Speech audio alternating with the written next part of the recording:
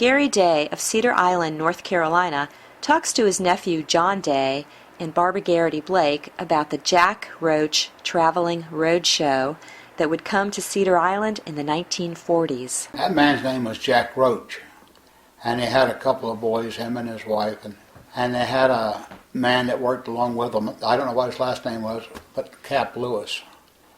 And they had an old Federal truck that had solid rubber tires on it, and they hauled all their stuff. And they put up a big tent, looked like one of those tents they hold revivals in. Had seats with no backs on them in it.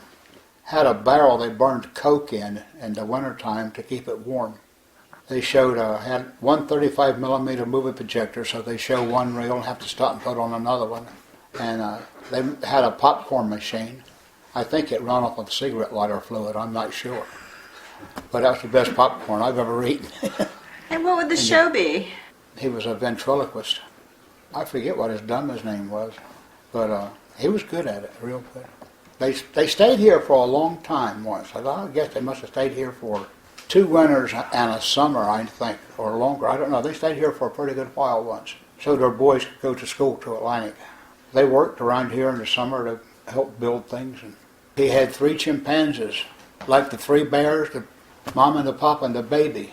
And you could get in the cage and box that male chimpanzee. They put a muzzle on him so he couldn't bite and had gloves on his paws. It was in the 40s. Cap Lewis, he would stick a hat pin through his arm. And he would hold his arm like this and stick a hat pin through the muscle.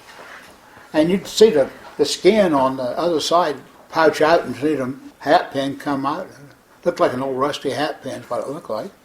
Were there any other sort of acts that there were at the show other than the movies, the chimpanzee, the ventriloquist? That was about it. What more do you want?